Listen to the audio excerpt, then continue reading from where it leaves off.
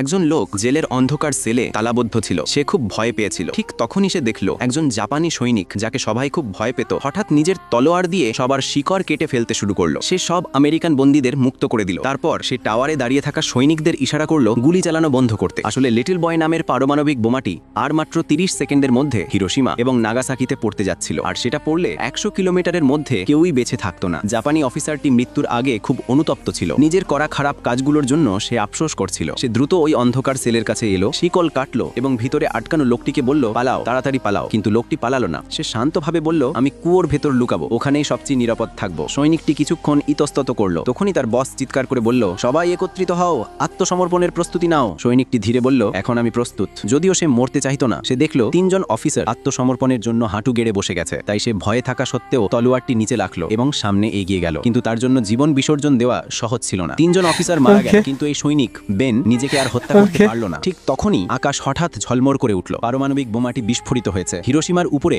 একটি বিশাল মাশরুম আকৃতির মেঘ তৈরি হলো। বেন সেই আলো দেখলো এবং হালকা হাসলো। তার মনে হলো আকাশের দিক থেকে একটি অদ্ভুত আলো যেন তাকে ডাকছে। এই সময় জেলে লুকিয়ে থাকা আরেকজন লোক বুলভরিন বাইরে বেরিয়ে এলো। সে বেনের ছোট ছুরিটি কেড়ে নিল এবং বলল, তাড়াতাড়ি পালাও। বিস্ফোরণের তীব্রতা খুব বেশি ছিল। তারা এক মুহূর্ত দেরি করলেই দুজনেই মারা যেত। বুলভরিন দ্রুত বেনকে ধরে কালকোঠার গর্তে ঠেলে দিল। দুজনেই নিচে লুকিয়ে গেল এবং প্রথম বিস্ফোরণ থেকে বেঁচে গেল।